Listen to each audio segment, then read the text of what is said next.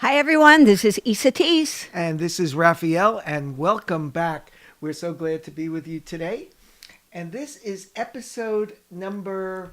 is this? Episode number 6. Is your partner always right? The real skinny. Now, I know it could be a little dangerous for me and for us to be talking about this because I was in with a group of people and I started talking about this and I thought somebody was going to throw something at me. So I just say, please just keep an open mind because what Esateys is going to speak about is very, very powerful and will change everything. However, I can't say your ego is at first going to like it because I know mine didn't. So I know you're like right on the verge of, like just falling over in suspense. But let's go. Let's get to it. I'll tell you, with that intro, I'm really falling over in suspense myself. I'm going to be really delighted to hear what happens. Do you know what you're going to talk about? I will as soon as my mouth starts moving in that direction. Okay. We actually really do know what we're going to speak about. Don't believe him. Okay, so is your partner always right? The real skinny. Your partner is always right from where it is that they come from.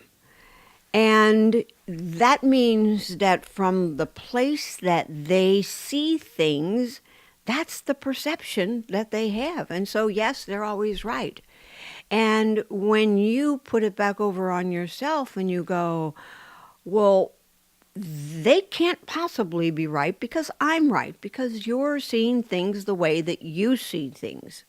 And therefore, it's not really about right or wrong. One of the core principles that we've spoken somewhat about in the past is that it's all about you. That means that your life is directly related to how you are framing things, how you are perceiving what's going on, and how really connected you are to a place of what I'll call non-polarity, or a place where you don't have to be right, you don't have to be wrong, you're just allowing life to be. And that's sometimes called non-resistive living, sometimes it is called being in the buffer zone, and it has a lot to do with how secure, confident, connected you really are. So when we do not feel good about ourselves, what is the first thing that we want to do? What we want to do is we want to project whatever we don't like feeling over on someone else. It's the blame game. And so when somebody says, is your partner always right? The ego inside of us, the personal piece that doesn't agree with that, is going to probably, really scream. Of course my partner's not right, and especially not always right. People kill each other over this particular statement. And what I want to really leave you with in this particular moment is that take yourself away from right or wrong. Live with the premise: there is no right, there is no wrong, it just is. There is no right, there is no wrong, it just is. When you see things and live from that perspective, then blame doesn't even have to be part of the picture. It's not a matter of somebody being right and me being wrong, or me being right and you being wrong. The bottom line is, we all are seeing, feeling, and experiencing our lives based on our past, our DNA, social consciousness, and all of the internal little idiosyncrasies that make us who we are.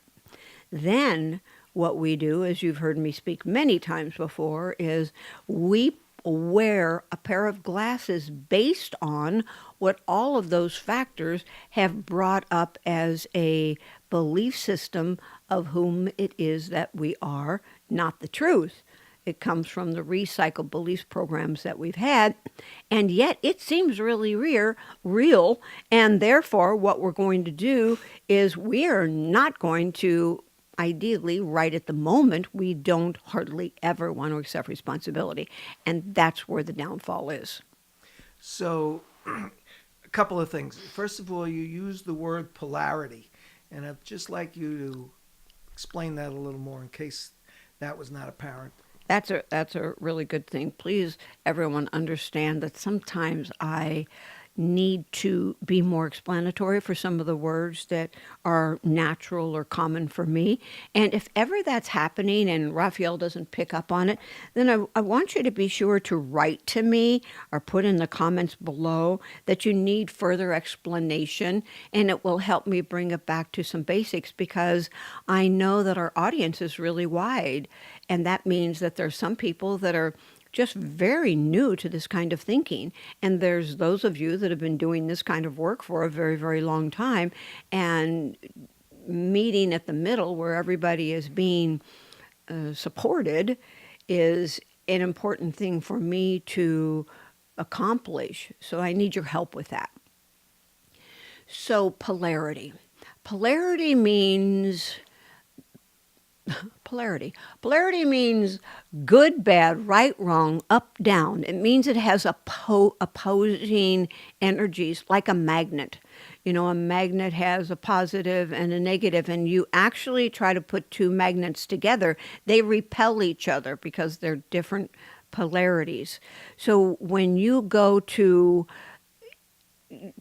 be with someone, they are going to be a certain way. And when you look at life, you will see that being a certain way as well.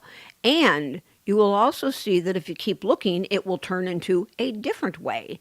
In other words, if you think about let's just talk about this part for a minute. You know that we have everything seemingly just about in twos. We have two legs, we have two eyes, we have two arms, we have two of everything. If you know anything about chemistry, you know there's a positive and a negative ion that has to do with your cells and your electrolytes.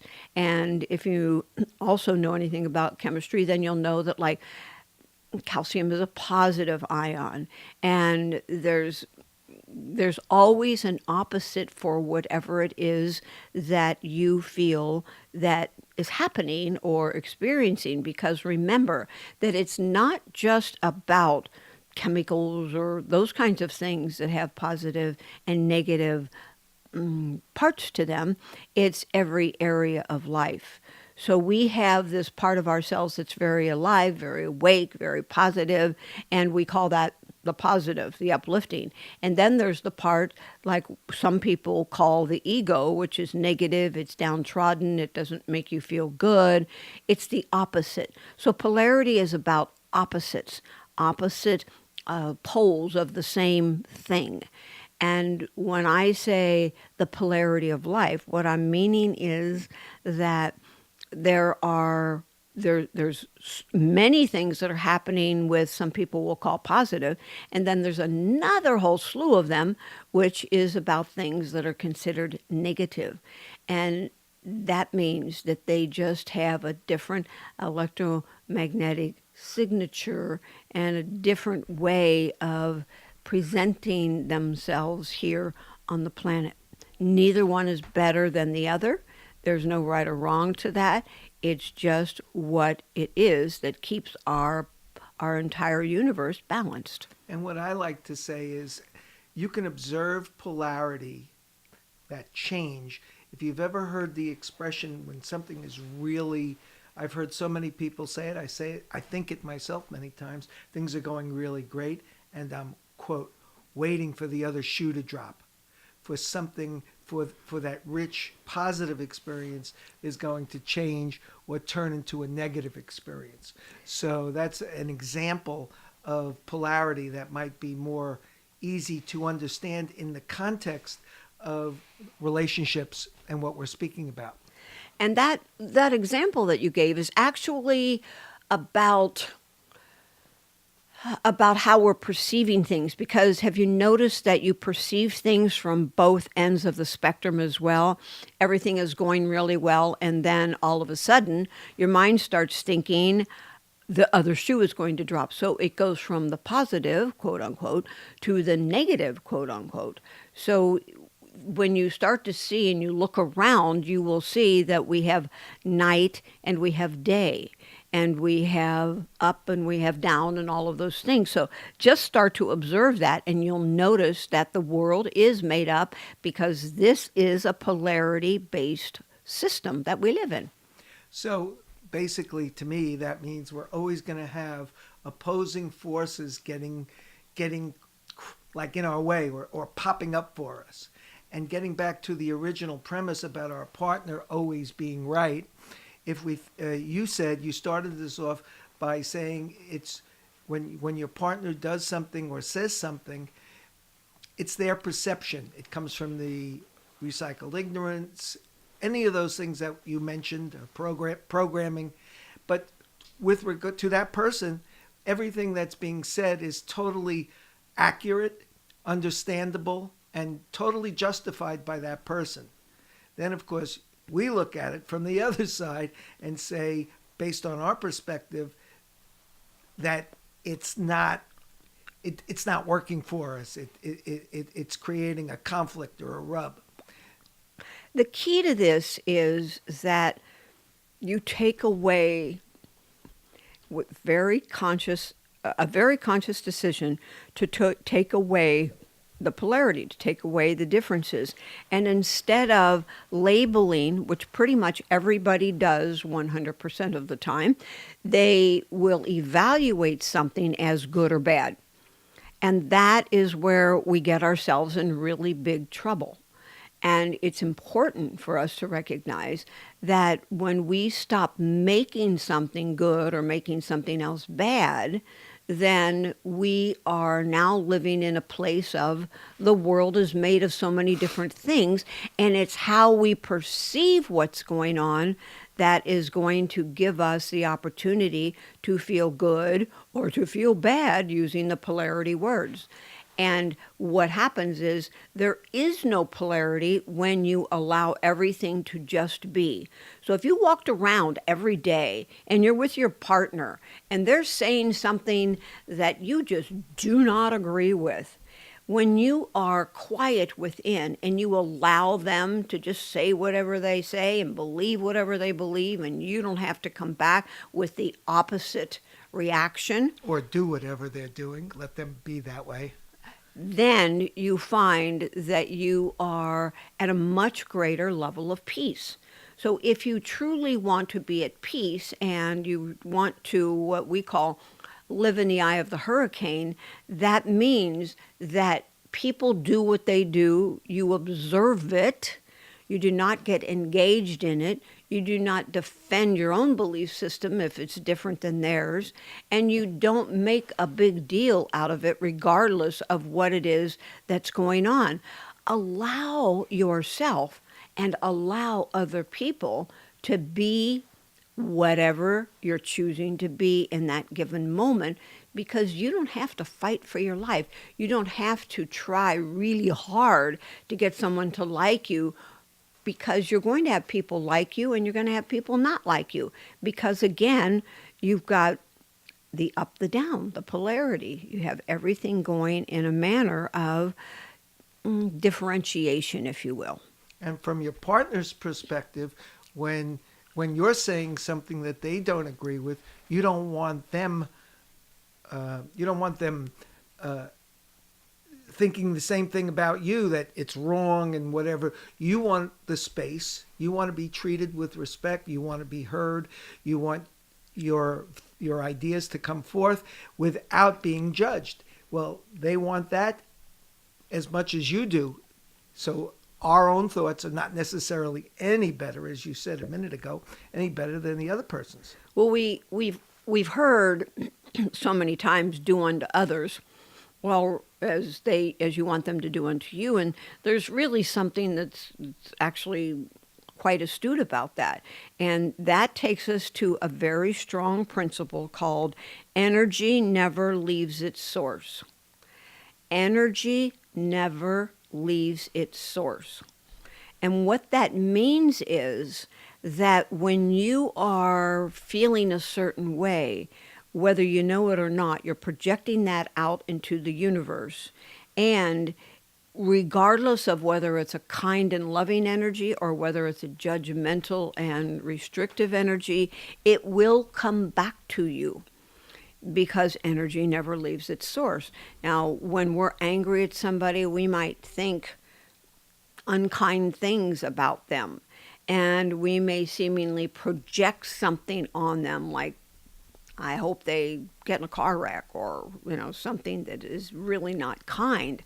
And what happens is that virtually always what comes back, and the person who was doing the dart throwing or the irritating energy or whatever, they are the ones whose lives pretty much always turn into something that is not very much fun, because when we put it out, it's going to sooner or later come back. And sometimes it's very quickly, and sometimes not so much, because of circumstances that are not what we're going to talk about today. But it's really important to recognize that when you are putting something out, be sure, be really, really sure that what you're putting out is what it is that you would like back, because it will come back to you sometime, whether you know when or not. You don't. Think of a boomerang. It is just like a boomerang. It's just like a boomerang. So the other piece that I wanted to speak about and would like you to address, please, is the whole concept of mirroring, and how we project out our own feelings on our own feelings about whatever's being said based on our own belief systems, based on our own DNA and all of those things that we've talked about, how that affects the other person and how it affects you. So could you speak about that?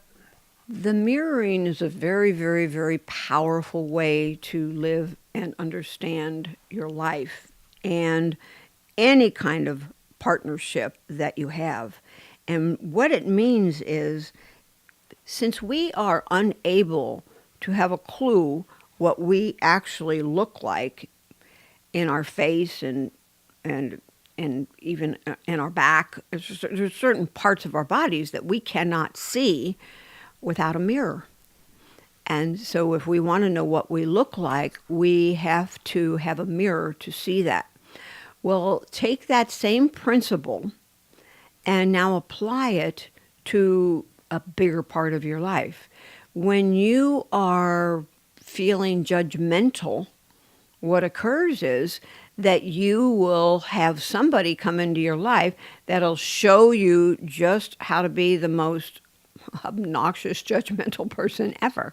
I'll give you an example of someone that I am very dear friends with, and this person is admittedly, at least now, very controlling, really snarky, and they are difficult to live with, to be around, because there's always something that isn't really going right, and this person is very controlling.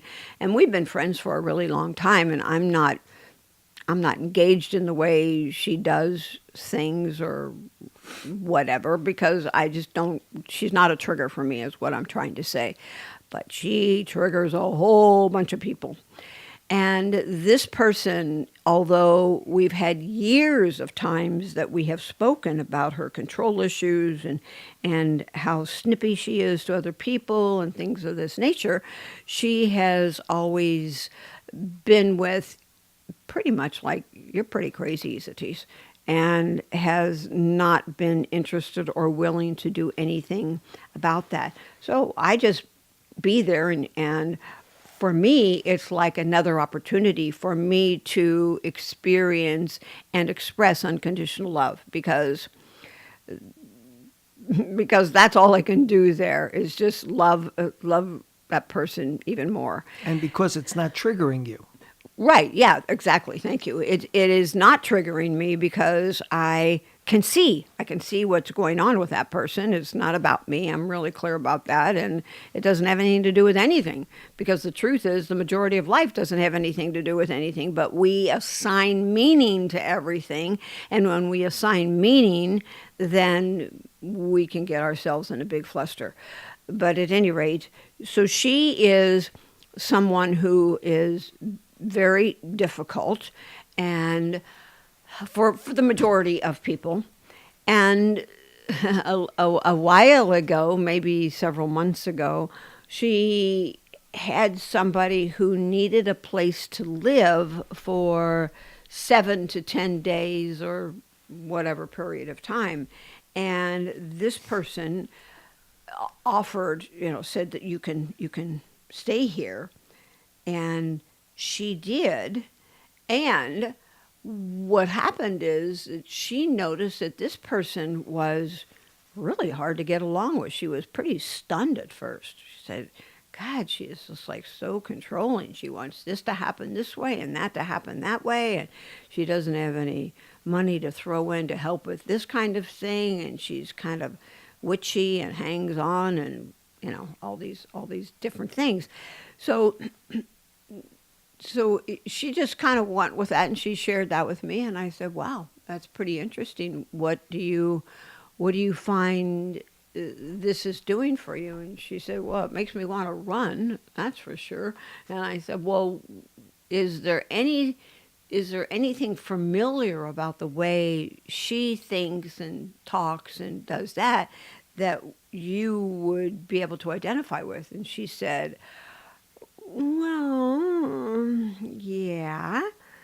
And I just let it go. And then a couple weeks later, I spoke to her and said, this person is driving me crazy, and I can't stand to be around her.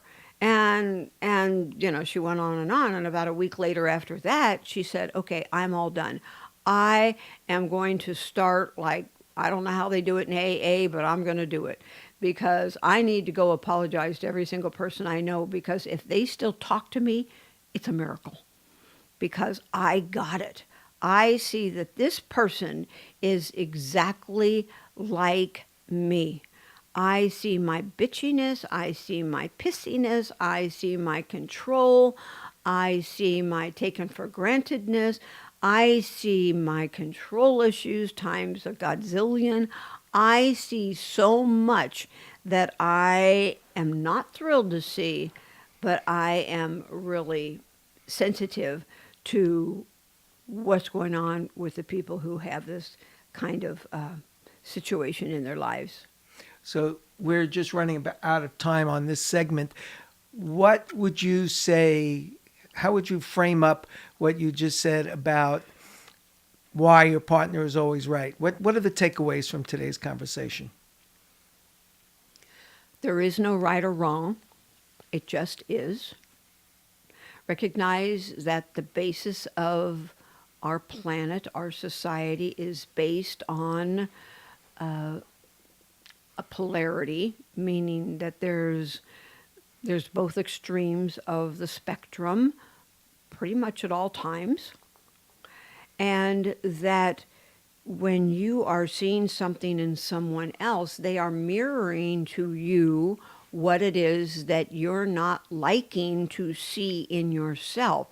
And it's also about that person not liking to see what they see in you. So if I'm over here and I look at Rafael and I go, oh, it just drives me crazy when he is doing whatever he's doing. This is just a hypothetical, right? Right. Okay. I've never had any judgment or anything with you, but if I ever did, it would be kind of like this. And so what I would do is I would say, gosh, he looks like he's doing so and so to me. And in my state of awareness, I would be able to recognize, oh my gosh, he is showing me that very part of myself. And it's stunning to have to take a look at that, because none of us want to feel like we do things that are not absolutely perfect, and therefore we want to pretty much run away from anything that puts the attention and the responsibility back on ourselves. So once you recognize that, then you have already jumped up by a whole bunch because you are now beyond where it is that most anybody else ever is in point of in the point of being responsible and connected.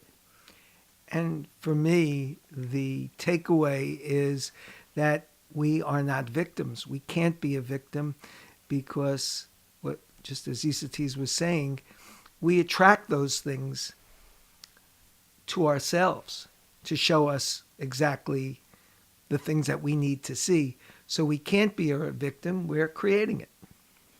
And that's exactly right. We are the ones who bring it toward us because we want to learn. And that's where you've heard me say it before. That's where the gift is. What's great about this that I haven't seen yet? Because there's always a gift in every single thing for us. And when you start to reframe things and see things from a different viewpoint, you're going to notice something really tremendous. Now, remember I said at the very beginning that somebody might throw something at me, and this whole thing about we can't be a victim is where I start ducking. So just be with that and see if it creates any kind of resonance to you, because it is so powerful. I know I have a hard time with it, even though I understand it. And our reactions and our degree of judgment will be based on where we're at that particular moment. So we just have to observe it and move on. Yes, please know that what you are masterful at Wednesday afternoon at 4 may not be even closely related to what's happening for you on Saturday at 10 a.m. Because let's just say you went out on Friday night and you tied on a good one, as they say, and your attitude is down and your energy's down and you're not feeling like you're able to deal with things in a way that you would had you been more clear. And that really makes a very big difference. Cool. Thank you. That was really very neat. It's a complicated subject, and I guarantee you'll be hearing more about that from us. So right now we're going to take a real quick break, and then we're going to be coming back with the Ask E section of our program. So we'll be right back. See you in a moment. Okay, we're back. I hope that everyone enjoyed that first section, because I really did. And every time I talk about it, I see things in myself. And when I even talk about it, it helps me just to keep moving forward and just observing myself. Okay, I want to kind of like freak everybody out for a minute. Uh-oh. Okay. So here's an exercise I have to get my you can seatbelt here. Here's something that you can do if you can bring yourself to do this. And it really emphasizes the mirroring. What we see in others is what we are showing ourselves about ourselves. So any judgment you have towards anyone is exactly what's going on inside of you, whether you like to believe it or not. And I know there's probably some of you that are saying, that is so not true. And I will tell you that it is so true. It might be framed a little differently, it may be wired differently, but the bottom line is it is true. So when someone is an irritant to you and you just want to like smack them, then what I recommend that you do is put your face on their body. In other words, take your face and let's say it's your mom who's always ragging on you, and put your face on her body and see her. And the same with, if she or maybe another family member is being a certain way and you find yourself having great difficulty being around them, then once again, put your face on their body and say, oh my gosh, that's my mother, that's my whatever. And you'll start to see things even more quickly than you did before. Years ago, Esateys gave me that little tidbit and asked me to do that, and boy, did I hate her. That was it. That was difficult, but in the long run, it was exactly true, and it was awesome. Especially when I told you to put, because he'd get mad at me, and he would be showing himself something that he didn't have really healed within himself. So he would yell at me, but who he was really yelling at was his mother. So I would say, okay, put your mom's face on my body, and you will see that you're mad at her, but you're mad at her because something that happened in you. And I didn't have anything to do with it. And that happens a lot in relationships. So is your partner always right? Your partner is always a gift. That's what I want you to remember. Your partner is always a gift. Your partner is your own personal development coach. You decided you wanted an accelerated pathway to knowing more about who you are and how life works and how awesome it is to be with someone. And when you start to frame it in a way that shows you the gifts that they bring you, you will reach a place, believe it or not, where you'll stop being triggered at them, but rather you will be in gratitude for them because they're going to show you where you have your own blocks. And it's kind of a fun exercise when you put their somebody else's face on somebody else's body to show you what's going on, because it takes us to a saying from the Course in Miracles, which is, we are never angry for the reason that we think. We are never angry for the reason that we think. And you might think you're mad at your partner because they're doing such and such. But what's happening is that they are activating something within you that came from somewhere, probably your childhood, maybe from your mother, your father, your brother, your sister, or someone that told you something that you have now associated with whatever it is that they said or they did. And if that comes to you, you can put your mom or your dad or your brother or your sister's face on the person who appears to be triggering you now. But what that does is it really helps you with the relationship that you're in right now with that person, and say, this takes a lot of courage. Let me interject that.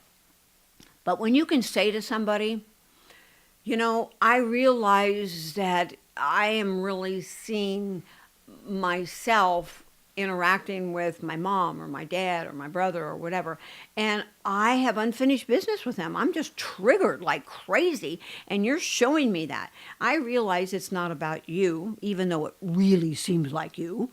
What I'm realizing is that it's in me, and I've got to do some inner work, get some support to clean that up inside myself. And when you do that, you will elevate your own good humor, your attitude, your energy level, your vibration, whatever words you want to use, and you will be taking responsibility for what's happening in your life. It will remove you from victimization and put you in a place of empowerment. And it also deepens your relationship with the other person, because they are being let off the hook when they recognize, and you recognize, that it's not them. You were just angry, and not for the reason that you thought. Does that make sense? It does. It very much does. Okay, well, we do have a couple of questions that I would really like to get to. And the first one, which comes from Robin from Maryland, and she writes, "My boyfriend is always trying to fix me. What should I do?" There's many ways that you can view this, Robin.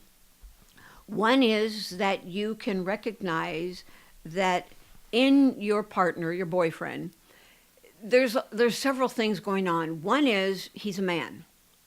And a man is... Careful. A man is the fix-it. king. They want to fix things because they're primarily left brain, which is organized and systematic, and they see something and it's like, okay, this is a problem, I'll get the solution. And that's the way they think. Generally, I'm not absolutizing this, but it is a general characteristic. So first of all, he's doing what's natural to him as a man. The second thing is that there is a discomfort inside of him because, especially because he loves you so much, he doesn't want to see you in pain. Why is that? Because he doesn't want to be in pain, because he is going to feel responsible somehow on some level for your pain. Therefore, he wants to get you all fixed up so he can feel better. Now, it doesn't mean he doesn't want you to feel better, but it really is important to remember that everything we do, it's all about us, whether we like to admit it or not. We do what we do, including give and contribute and all that kind of stuff, because it makes us feel good. We like to do that kind of stuff. We like to solve problems. We like the sense of completion. We like the feeling of mastery. We like the feeling of being important or needed or valuable or contributory. Those are all very deep core human needs, and they're all perfect. Just see it for what it is. And so when he's trying to fix you, he is also trying to make his world more comfortable. And instead of recognizing that he's not going to be able to fix you, he is going to end up being frustrated. But as he learns more and more, because you are going to be really clear and non-reactive to him, because you see that he is your mirror, you're seeing that he is the gift for you. So his taking care of you is causing you a trigger, and when you have a trigger, then you get to look inside yourself. And I don't mean this to sound as complicated as it might be, because it's actually very simple. If he's doing something that's irritating you, you have a trigger. End of subject. If he's trying to fix or change something inside of you, then you are his trigger. And you both need to look at your triggers individually and notice what's going on with you. And from there, you'll better understand what's going on, because you'll be in full responsibility for your own triggers and you won't expect him to change. And yet, interestingly, he most likely will, because you'll be putting out a different kind of energy, if you will, a different kind of thought process. Because women, still, there are some women that are still notoriously Cinderellas. They are the damsel in distress. They want to be fixed. They want to be held. They want to be taken care of. They don't want to have to be responsible. And men are that way as well. But women, I'm speaking to you right this moment, just know that if a guy is trying to do all of that, just notice what is really going on inside of you. What would make somebody want to fix you and make it all better? I could go into a lot of different directions with this, but that's the Reader's Digest version. And I just wanted to bring up, if you remember from our last episode, we spoke about when you get into a relationship, never, ever, ever try to fix or change your partner. Now, that's a really good rule of thumb. That's something to really strive for, but we do it anyway. And just the understanding that, and all the things that Esateys just said about why it's happening and why and what's going on with each person is really important. However, if you're that person who's trying to fix the other, to keep that in mind and to recognize that your partner might have the same response. And that's very well put. I mean, that's the bottom line is, anything we're doing in our lives is always about trying to make our world more comfortable for ourselves. So when you're trying to change someone else, it's not that there's anything wrong with them, even if you think there is.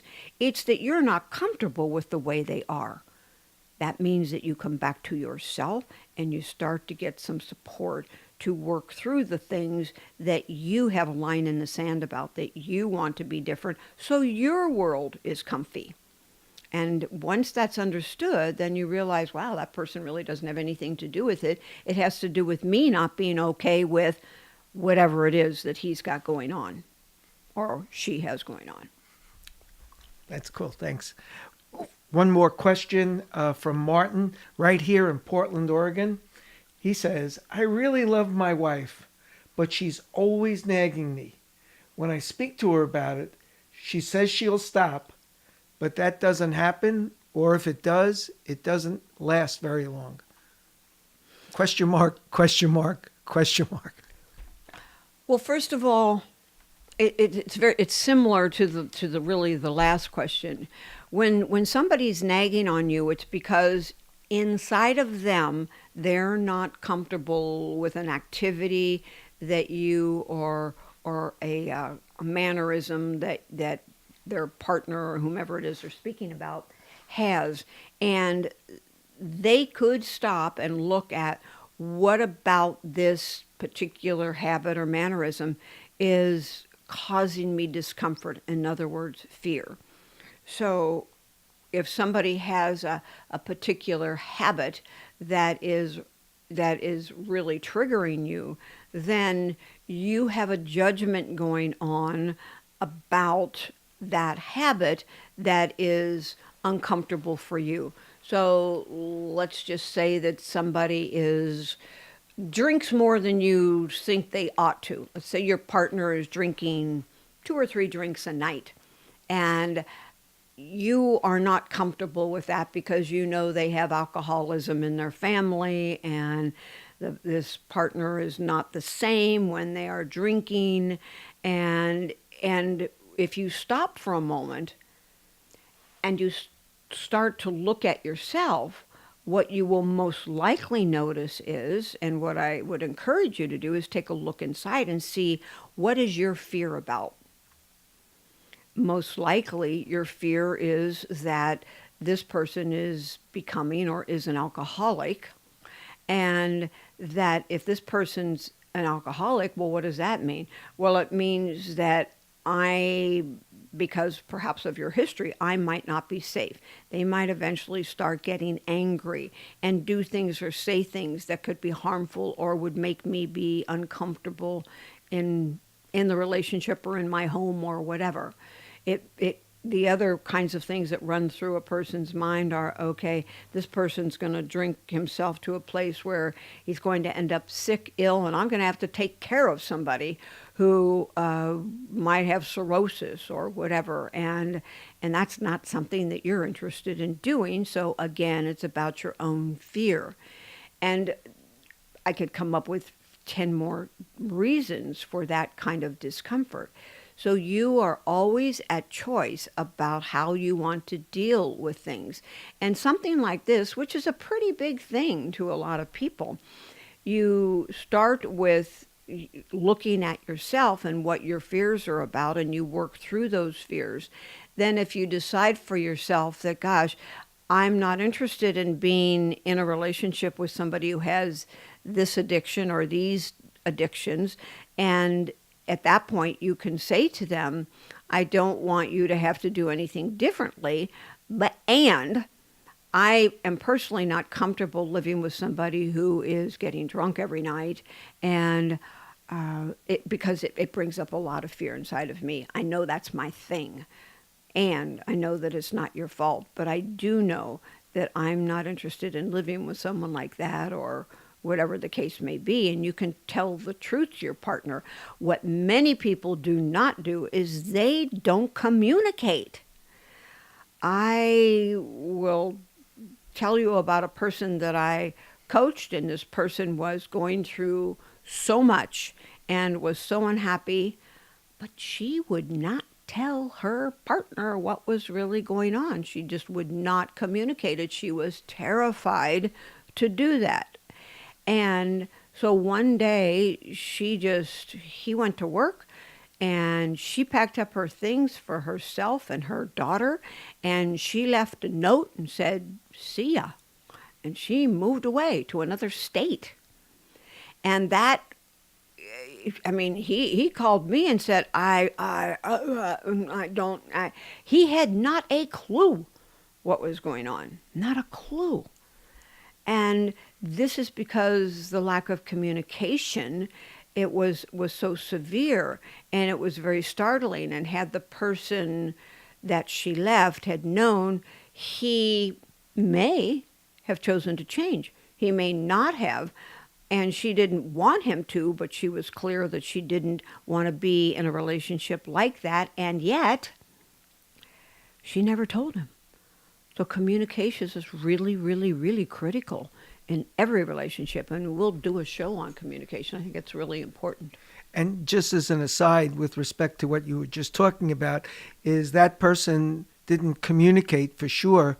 And then there's always the issue of what that person was afraid of by not communicating. And maybe that person was just, I mean, there's a myriad of possibilities and explanations.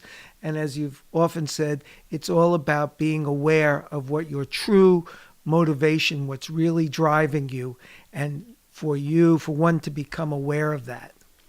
Yeah, it's very, very true. This is about, remember, we've been talking about in every episode about awareness, awareness, awareness, awareness. Be very aware. Be the observer, the observer, the observer, the observer. Have the awareness to observe what's going on and really divest yourself from any judgments about it. Just notice it as not right, not wrong, but rather it's just what is.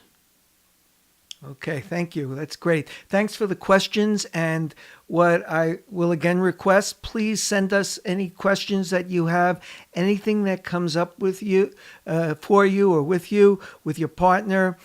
Please, you can email Esateys at esateys.com. It's Esateys at esateys.com. Or underneath this recording, there'll be a link for you to send us a comment and a question. We really, really enjoy getting these. It really helps us understand what people are looking for, and we're very, very much grateful for getting them. And if you're sending an email to me, please remember in the subject line to put podcast question or question podcast. So those two words are in the subject line. So I will have a very specific box that they will go to, and I will know that you have written, so I don't miss it in the myriad of things that come into that precious little box. Okay, that's great. So now we're going to go to the last segment of our show, which is actually my favorite, Living in the World of Possibility. And that's where I get to say what the question of the day is. Here is your rhetorical question. Remember, you do not try to get answers to this or think it out or write it down or do a spreadsheet or a mind map or anything else, but rather just ask this question many times of your precious little mind and then go on to something else immediately. And the question for today is, what would it take for me to love my partner even more? What would it take for me to love my partner even more? When you are committed to loving your partner even more than you already do, the world will open up and reconstruct itself to show you what that would look like. Maybe it's about putting really precious little notes, or one of the things that Rafael and I do, we have Alexis in our house in a lot of different rooms, and so we have Alexis do an announcement about how much we love you, or what a great day you're having because of them, or whatever. And those are just fun little precious things to do, or leave notes around. I know a lot of people do that at the beginning, but are you still doing it at year 14? We're at year 14. And that is something that if you keep these things on a continuous basis, you keep your relationship more alive, and you realize and you have tremendous clarity that what is most important to you is that you are being and expressing the love, not just to your partner, but to all people. And when you do that, you experience what true love really is. And by asking yourself that question, it will really open up those possibilities for you because it will just create an entire shift to put you in a different place. That's a very, very true statement. Well, we really enjoyed being with you today. We did, and I appreciate you all being in my life.